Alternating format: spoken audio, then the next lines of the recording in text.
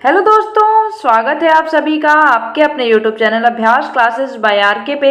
तो आज मैं लेके आई हूँ प्रीवियस ईयर का पेपर जो कि है एसएससी जीडी 2021 का पेपर।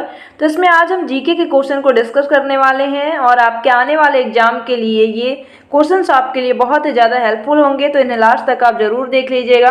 आज हम क्वेश्चन को बहुत डिटेल में नहीं देखेंगे, बल्कि हम क्वेश्चन को जल्दी से जल्दी कोशिश करेंगे डिस्कस करने को, क्योंकि हमारे पास अभी बहुत से ऐसे पेपर हैं जिन्हें हमें बहुत जल्दी आप तक ले आना है।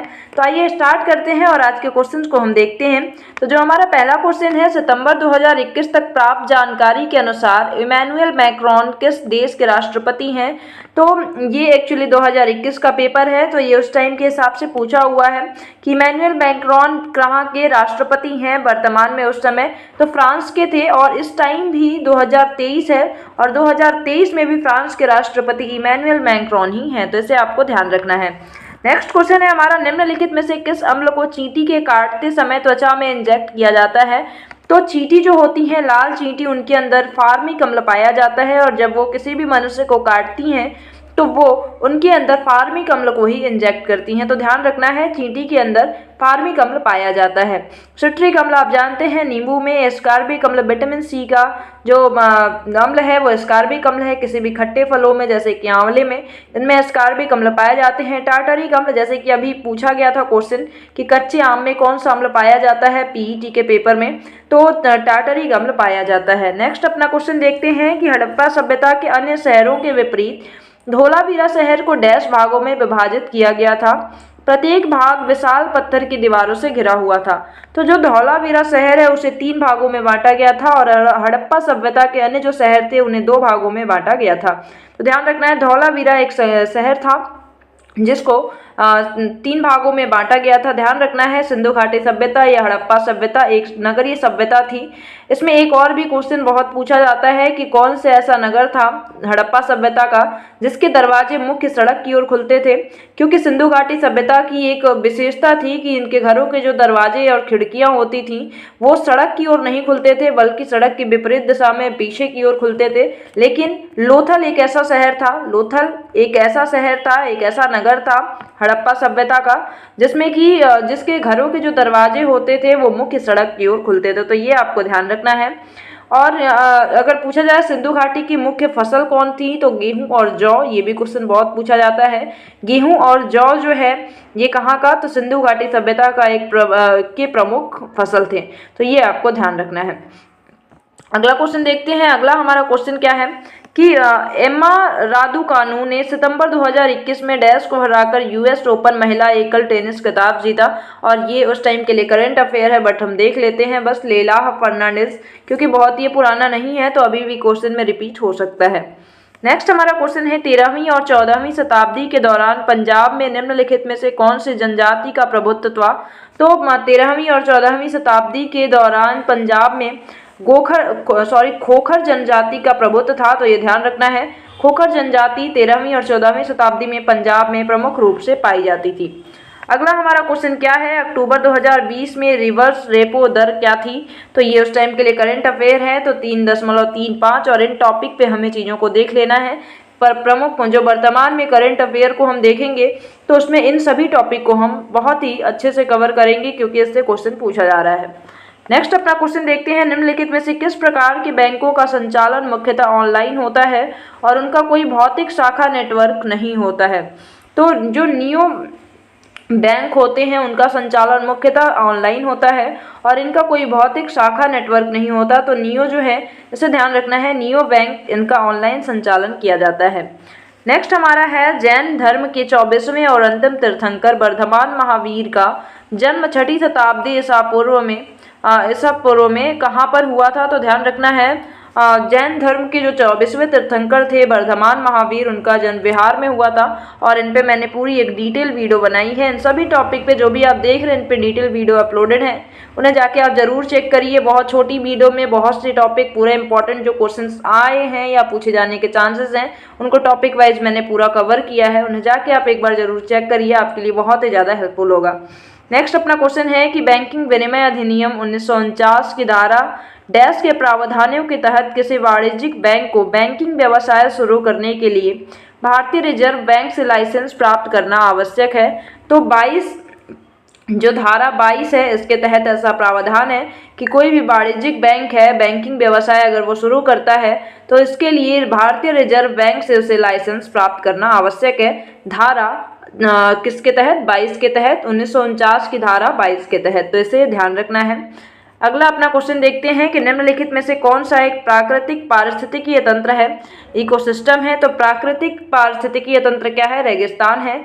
रेगिस्तान एक प्राकृतिक क्या है? इकोसिस्टम है। ध्यान रखना है इकोसिस्टम में सभी जीव एक दूसरे के ऊपर अपने खाद्य पदार्थ के लिए, खाने के लिए डिपेंडेंट रहते हैं और किसी न किसी रूप में आपस में जुड़े रहते हैं। तो इसे ही क्या बोलते हैं? और एक तंत्र का निर्माण करते हैं जिसे पारिस्थितिकीय तंत्र कहा जाता है। तो रेगिस्तान क्या है? एक प्राकृतिक पारिस्थितिकीय तंत्र है। नेक्स्ट अपना क्वेश्चन देखते हैं। अगला हमारा क्वेश्चन क्या है? अक्टूबर 2020 में foundation of environment education Denmark द्वारा अंतर्राष्ट्रीय ब्लू फ्लैग प्रमाणन से सम्मानित किए जाने वाले 8 समुद्र तटों में निम्न में से कौन सा एक था? तो शिवराजपुर इसमें शामिल था और इसे ध्यान रखना है। शिवराजपुर ये 2020 का करंट अफेयर था, बट हमें उस टाइम पे इसे अभी हमारे वर्तमान की चीज़ों को ध्यान रखना है। अगला हमारा क्वेश्चन है फिल्म थलाइवी जो सितंबर 2021 में रिलीज हुई थी, डैश के जीवन पर आधारित एक आधिकारिक बायोपिक है।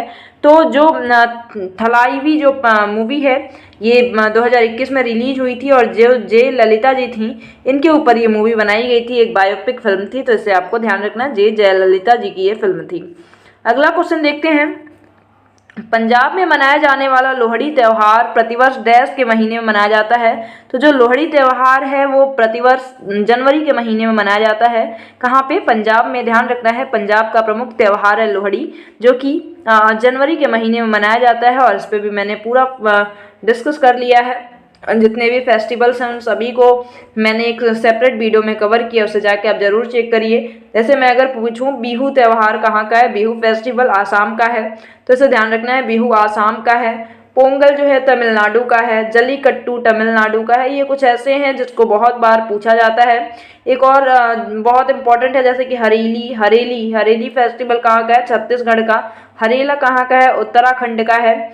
और भी कुछ जैसे कि बथुकम्बा जो फेस्टिवल है ये तेलंगाना का है। तो ये कुछ ऐसे फेस्टिवल हैं जो कि बहुत बार पूछे जाते हैं, तो उसे ध्यान रखिएगा। जैसे कि और भी हॉर्नबिल फेस्टिवल भी बहुत पूछा जाता है, नागालैंड का है। तो ये कुछ फेस्टिवल हैं, उसे ध्यान रखिएगा। जाके आप वीडियो को चेक करिए, उसमें आपको पूरी डिटेल इन्फॉर्मेशन पूरी लिस्ट में मिल जाएगी, तो उसे आपको याद रख लेना है। अगला अपना क्वेश्चन देखते हैं। स्वस्थ वायु स्वस्थ ग्रह 2021 के डैश की थीम थी, विषय वस्तु थी। तो स्वस्थ वायु स्वस्थ ग्रह, हेल्दी एयर हेल्दी प्लैनेट, नीले आसमान के लिए स्वच्छ हवा के अंतर्राष्ट्रीय दिवस, इसकी थीम थी हेल्दी एयर हेल्दी प्लैनेट। तो इसे आपको ध्यान रखना है। नेक्स्ट हमारा क्वेश्चन है निम्नलिखित में से किस दिन को international day to end impunity for crime against journalist के रूप में मनाया जाता है? तो 2 नवंबर को इसके रूप में मनाया जाता है। तो ध्यान रखना है 2 नवंबर को international day to end impunity for crime against journalist इसके रूप में मनाया जाता है। तो ये ध्यान रखना है। नेक्स्ट अपना क्वेश्चन क्या है? नेक्स्ट है निम्नलिखित में से कौन सा एक फूल का भाग है? तो फूल जो है उनका भाग है स्त्री केसर। तो स्त्री केसर जो है एक फूल का भाग होता है, इसे आपको ध्यान रखना है। नेक्स्ट अपना क्वेश्चन देखते हैं। अगला है हमारा कुव्वत उल इस्लाम जो मस्जिद है ये कहाँ पे है? तो कुव्वत उल इस्लाम मस्जिद जो है ये दिल्ली में है।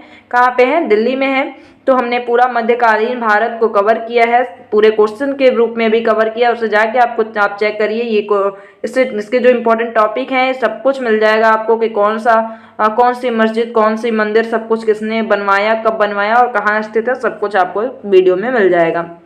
अगला क्वेश्चन देखते हैं। निम्नलिखित में से कौन से मृदा संरक्षण की एक विधि नहीं है? तो ओवर ग्रेजिंग जो है ये एक मृदा संरक्षण की विधि नहीं है, बाकी आपको ध्यान रख लेना है। Shelter belt, intercropping, rock dam, ये सभी मृदा संरक्षण की विधियां हैं। नेक्स्ट अपना क्वेश्चन है एशियाई फुटबॉल कप 2019 की मेजबानी निम्नलिखित में से किस देश ने की थी? तो संयुक्त अरब अमीरात ने इसकी मेजबानी की थी। ये उस टाइम के लिए करंट अफेयर है, तो इसे हमें बस देख लेना है। नेक्स्ट अपना क्वेश्चन है निम्नलिखित में से कौन सा शहर विजयनगर के मध्यकालीन हिंदू राज्य से संबंधित अपने खंडारों के लिए प्रसिद्ध है और इसे विश्व विरासत स्थल घोषित किया गया है? तो ध्यान रखना है जो हम्पी है, हम्पी को विश्व विरासत स्थल घोषित किया गया, यूनेस्को की लिस्ट में ये शामिल है। कहाँ पड़ता है ये? तो ये कर्नाटका में पड़ता है, ये हमें ध्यान रखना है। और कब इसे शामिल किया गया था? तो इसे 1986 में यूनेस्को की लिस्ट में शामिल किया गया।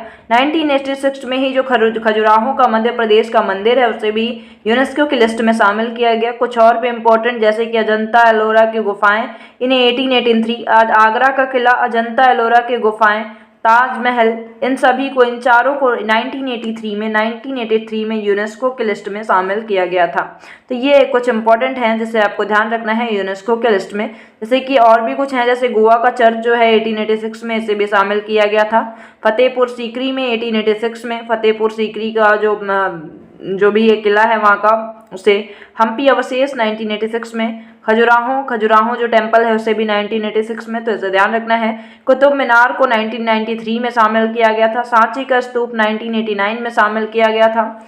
और कुछ और भी जैसे कि और पूछा जाता है भीमबेटका की गुफाएं, इसे बहुत पूछा जाता है, 2003 में शामिल किया गया था। 2003 में भीमबेटका की गुफाओं को भी यूनेस्को लिस्ट में शामिल किया गया था।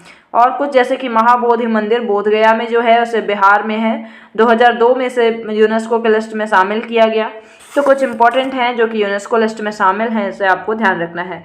अगला अपना क्वेश्चन देखते हैं, भारतीय दंड संहिता की कौन सी धारा महिला की सहमति के बिना गर्भपात करने के अपराध से संबंधित है? तो धारा 313 जो है ये महिला की सहमति के बिना गर्भपात कराने के अपराध से संबंधित है, तो इसे हमें ध्यान रखना है। नेक्स्ट हमारा है, टेस्ट क्रिकेट में 13 शतक बनाने वाले पहले भारतीय बल्लेबाज कौन थे? तो वीरेंद्र सहवाग जो थे ये टेस्ट क्रिकेट में 13 शतक बनाने वाले पहले भारतीय बल्लेबाज थे। नेक्स्ट हमारा, निम्नलिखित में से क्या बैरन द्वीप की एक अनूठी विशेषता है? तो जो बैरन द्वीप है यहाँ भारत का एकमात्र सक्रिय ज्वालामुखी है, तो इसे ध्यान रखना है। और अब आपको कमेंट सेक्शन में बताना है कि बैरन द्वीप जो है ये कहाँ पे स्थित है, भारत के किस जगह पे बैरन द्वीप स्थित है, तो ये आपको कमेंट सेक्शन में बताना। आई होप कि आप जरूर बताएंगे। तो यहाँ भारत का क्या है, एकमात्र सक्रिय ज्वालामुखी है, और क्वेश्चन भी बहुत रिपीट होता है, तो इसे ध्यान रखिएगा। सक्रिय ज्वालामुखी कहाँ पे है? भारत का एकमात्र सक्रिय ज्वालामुखी तो बैरन द्वीप पे है। नेक्स्ट हमारा क्वेश्चन है, उकाई बांध किस नदी पर है? तो उकाई बांध जो है ये ताप्ती नदी पर स्थित है, इसे ध्यान रखना है। मैंने इस पर डिटेल वीडियो बनाई है, तो इसे आप आई होप चेक कर लेंगे। नेक्स्ट अपना क्वेश्चन देखते हैं, अक्टूबर 2020 तक के आंकड़ों के अनुसार भारत सरकार ने डैश अनाजों के लिए न्यूनतम समर्थन मूल्य MSP तय किया। तो इसका जो न्यूनतम मूल्य है, न्यूनतम समर्थन मूल्य, उसे 7 घोषित किया गया, इसे तय किया गया है, जिससे हमें ध्यान रखना है। तो ये हो गए आज के हमारे कुछ इंपॉर्टेंट क्वेश्चन। आई होप कि आपको वीडियो पसंद आई होगी, और ऐसे ही इंपॉर्टेंट वीडियो को पाने के लिए, important questions, important topic, previous year questions, इन सभी को पाने के लिए चैनल को सब्सक्राइब कर लीजिए। ऐसी वीडियोज आपको हमेशा मिलती रहेंगी, इंपॉर्टेंट टॉपिक्स आपको हमेशा मिलते रहेंगे, डिटेल वीडियो आपको मिलती रहेंगी। तो मिलते हैं अगली वीडियो में, तब तक के लिए bye bye, have a nice day, thank you so much.